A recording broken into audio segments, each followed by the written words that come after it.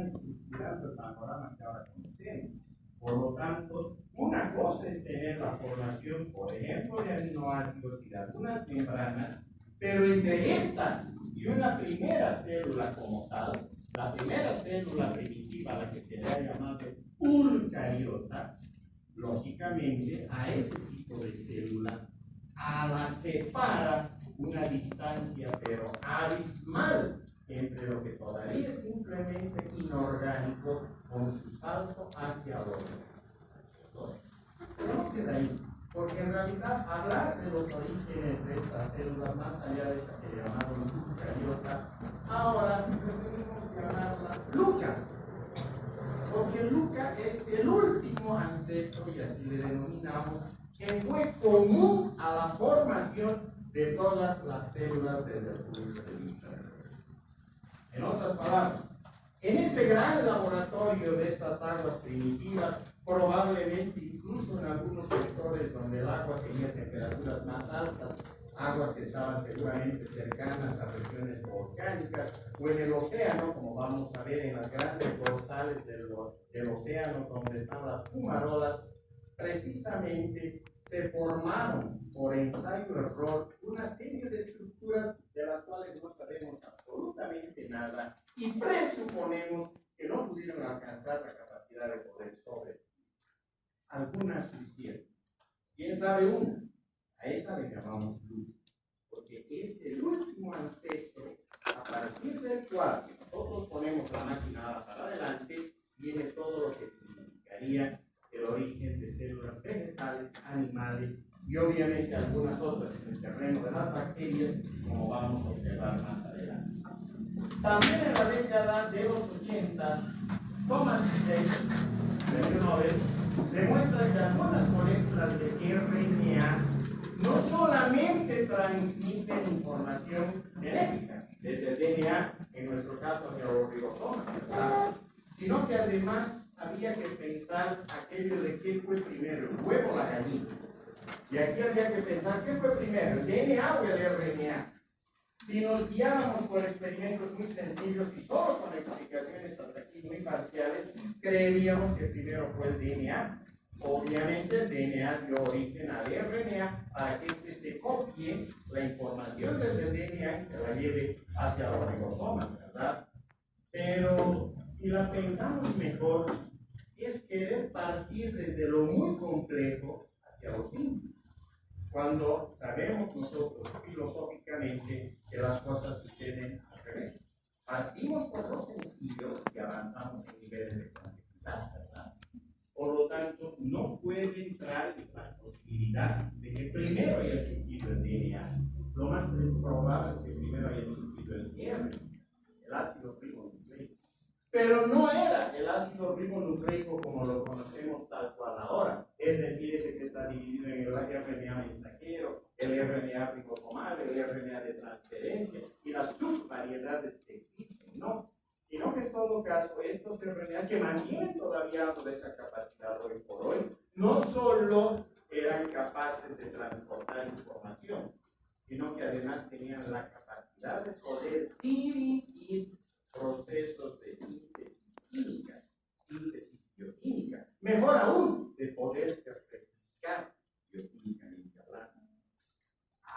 Pues eso ya es otra cosa, porque ya no es una doble molécula como la del DNA, sino que es una molécula sencilla, la de este RNA, pero con esa capacidad enzimática extra catalizadora. Y a eso es a lo que le llamó Thomas Sage como ribosimas. Hoy por hoy estudiamos a los ribosimas, aceptamos a los ribosimas porque evidentemente sí, nos dan la explicación para pensar qué es lo que eventualmente ha sucedido y estamos cada vez bien ustedes avanzando en complejidad.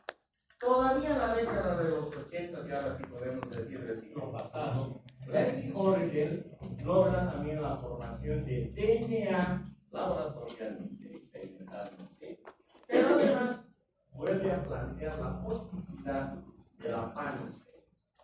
Veamos entonces imágenes. Ahí tienen ustedes al profesor O'Malley con su libro clásico, ¿verdad?, a propósito del origen de la vida, Y evidentemente lo que nos está diciendo es de que en esos mares primitivos eventualmente los elementos podían conformar moléculas, y estas moléculas en un nivel de complejidad, en un nivel evolutivo, podían alcanzar ciertas etapas a partir de las cuales se pudiera pensar en nuestro laboratorio. A partir de ese momento ya no hizo más parte experimental, ya simplemente fueron más bien, diríamos, ideas que se fueron elaborando al conjunto de lo que hasta ahí había. Sirve, es interesante, pero ahí está Stanley Miller, y ahí está su famoso aparato de Miller, ¿verdad? El aparato en el cual él pudo reproducir las condiciones del planeta. Aquí está, la atmósfera primitiva. En todo caso, esa atmósfera primitiva constaba de agua, amoníaco, metano e hidrógeno. Punto. ¿Y qué hizo? Someter a descargas eléctricas, simulando las descargas eléctricas a partir de las tormentas que con seguridad se generaban en el planeta y que impactaban sobre el superficie de los rayos. En trampas en las cuales iba girando todo esto, él podía paulatinamente pasar el tiempo y todo el material que iba circulando, estudiándolo a partir de su captura como tal. Eso es lo que hay que hacer. Y el momento en que este experimento llega al cuarto día, empieza a observar lo que se atrapaba en estas trampas y las estudiaba luego para identificar qué se había conformado. Aparece lo que ustedes están viendo. En otras palabras, hay formación, por ejemplo, de ácido fólico. Ustedes con su química básica saben de qué estamos hablando, de ácido acético, de ácido carbonílico, por ejemplo, entre otros también el ácido glicofólico, el ácido láctico y el ácido succínico. Pero no solo eso, sino que también se forman adeninas, guaninas, se forma la xantina, se puede formar citosina y también uracilo. Y también encuentran en esas trampas aminoácidos del tipo de la glicina, la alanina, etc. Por eso es de que este experimento de Miller dio la vuelta por completo a lo que hasta entonces conocíamos de ciencias biológicas. Se pudo comprobar entonces que no era difícil conformar estos elementos que están actuando ya más allá de elementos, estas moléculas que se convierten en ladrillos, ¿verdad? A partir de los cuales podemos construir ácidos grasos, podemos construir hidratos de carbono y podemos construir proteínas. Y eso en realidad es lo que empezó a suceder. Pero este trabajo de Stanley Miller no es solamente algo que quedó ahí, porque en realidad Haldane también andaba sobre los mismos pasos. Y él decía que él en realidad planteaba la hipótesis de la sopa primordial, de esa sopa primitiva, en la cual interactuaba todo esto que Stanley Miller había puesto. Por lo tanto, era jalar las ideas de Haldane para que eventualmente se pudieran repetir los experimentos. Y todos daban lo mismo. No es incluso lejos el hecho de que un neozelandés, el profesor Donald Peruma, hizo lo mismo, solo que no utilizó descargas eléctricas, utilizó golpes mecánicos. Y con golpes mecánicos se formaban exactamente las mismas moléculas, los mismos componentes. Otros, en lugar de utilizar las descargas eléctricas, utilizaron radiación de luz ultravioleta, obviamente simulando la luz ultravioleta que caía directamente desde el sol. No hay oxígeno todavía, ¿verdad?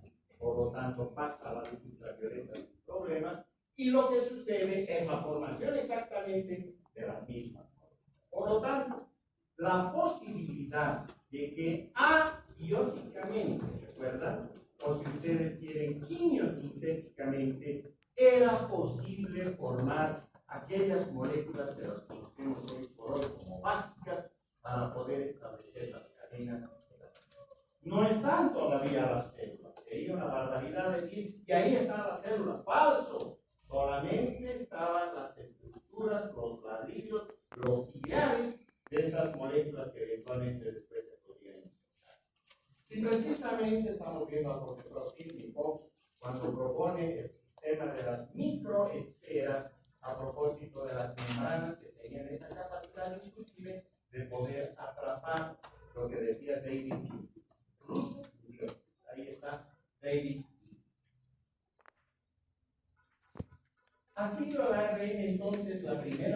la autorreproductora, pues están viendo al profesor Thomas Selch, y evidentemente sí, porque siempre se ha hablado a propósito del dogma de la central de la biología, mal llamado, ¿verdad? Porque no, en ciencias no utilizamos el término dogma, pero quien lo propuso y después reconoció su equivocación fue el profesor Francis Crick, a quien están viendo iluminar. Sí, el mismo que trabajara con Watson, juntos descubrieron la doble hélice de la DNA, del DNA, cosa que deben tener. ¿De acuerdo?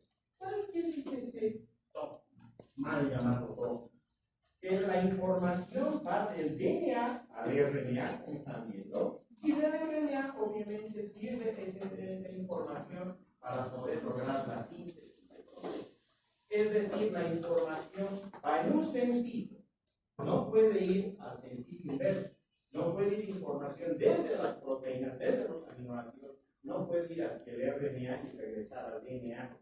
Eso sería ir en contra de un principio que hoy sabemos que es universal. Por eso le llamaron dogma. Pero hasta esto ya ha sido perforado a partir de las estructuras que se han ido descubriendo en estos últimos tiempos.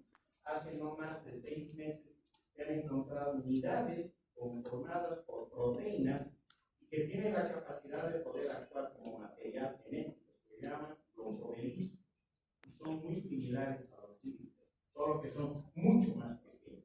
Con lo cual esto se cayó, vean, se dogma, se cayó.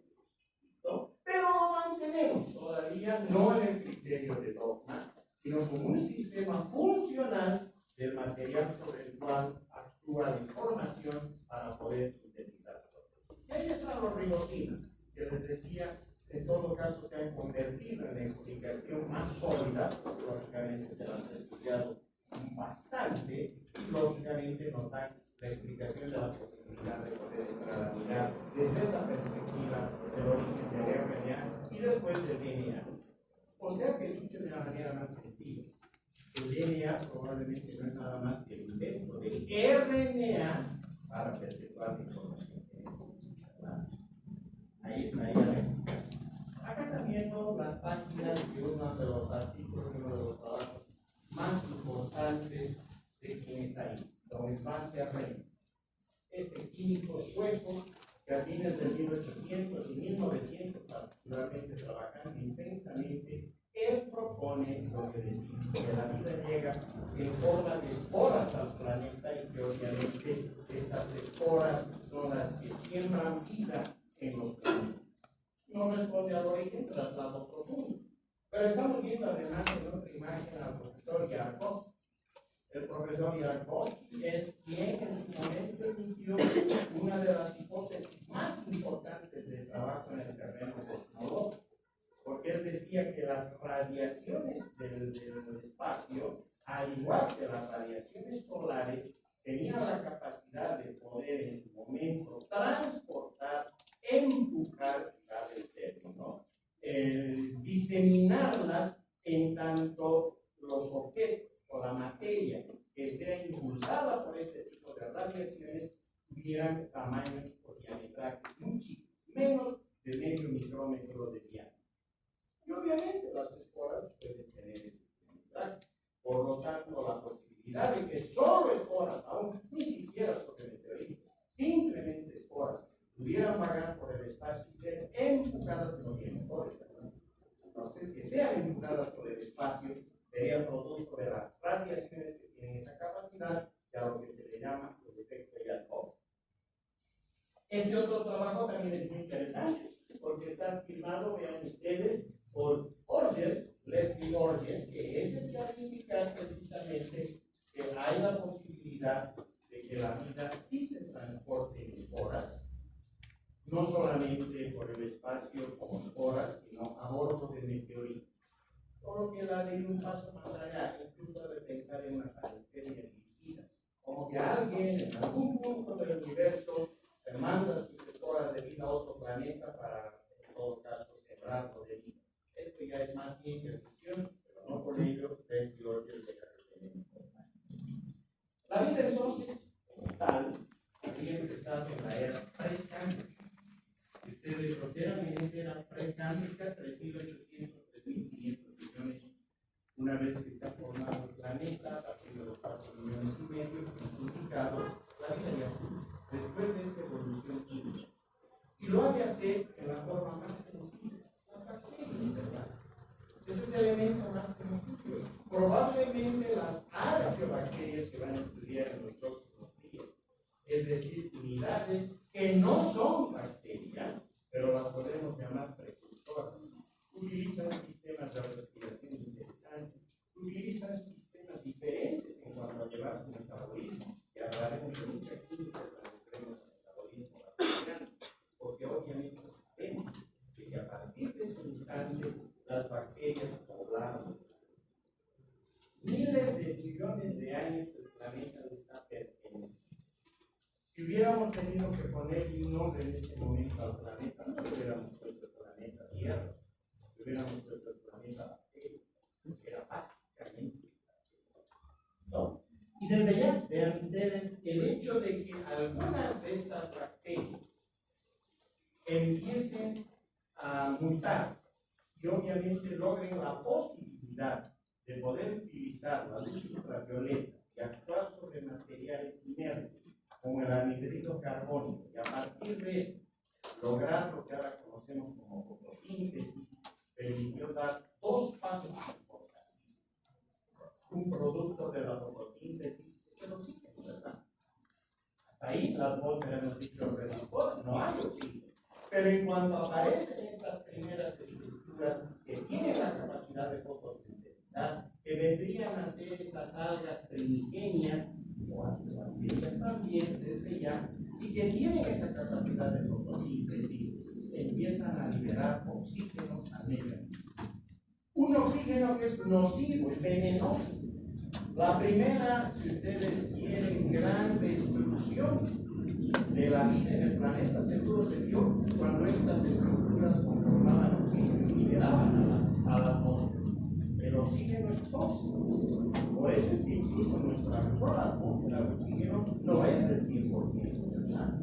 Jamás ha de ser del 100%. Está en determinados porcentajes, 20%, más menos, ¿cierto? Por lo tanto, pero ya tiene el motor de la conformación del oxígeno.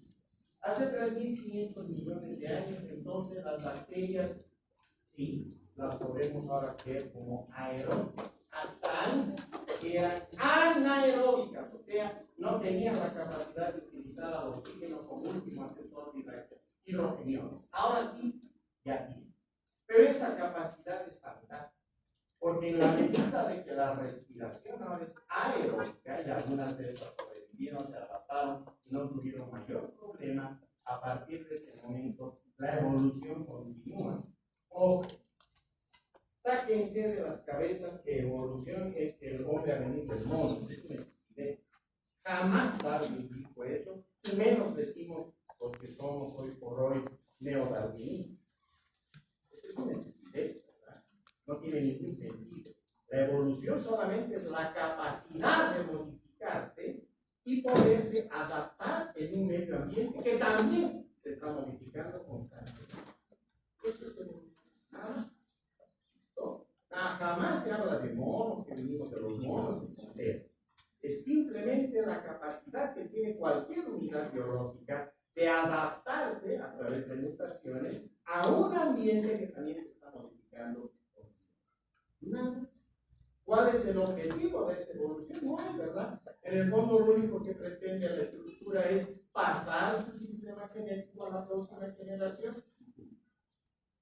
¿No? Entonces, esa es la idea central. Por eso es de que estos saltos que estamos viendo no significa que estamos avanzando hacia la perfección, no. Simplemente se están dando modificaciones en el tiempo y se están adaptando.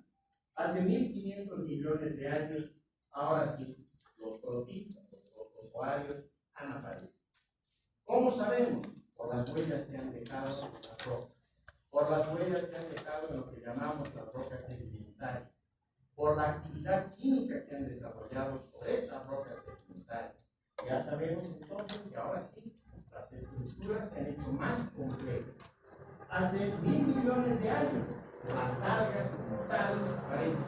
Tanto las algas rojas como las verdes, pero que como las concebimos ahora.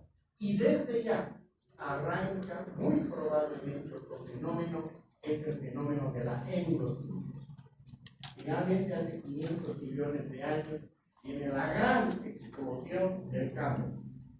Las formas de vida se van a hacer mucho más complejas. Vamos a avanzar desde lo sencillo hasta lo muy complejo, de lo unicelular a lo multicelular, del trabajo organizado en una célula a la división del trabajo en conjuntos celulares que además están agrupados a un sistema nervioso. A partir de ese momento, ahora sí, la vida es todo un hecho y ha logrado sobrevivir exterminios masivos, pero ha logrado sobrevivir. De hecho, además, el hecho de poder, o la capacidad de poder utilizar cada vez mecanismos sintéticos más complejos, nos han dado la opción de poder dar estos avances. Lo que están viendo ahí son los famosos estromatolitos.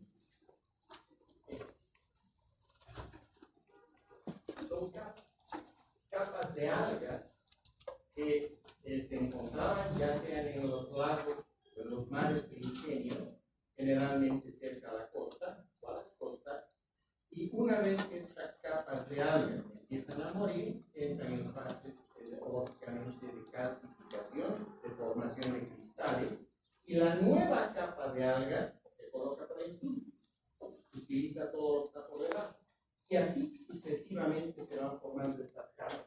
Estos son los famosos estromatolitos. Hoy por hoy todavía los tenemos, y en varias regiones del planeta. Esto corresponde particularmente a Australia. Si nosotros estudiamos con cuidado estos estromatolitos, es esto lo que vamos a observar. Ya, microscópicamente, algas. Esas algas son las que nos han permitido ser y estar como somos. De lo contrario, hubiese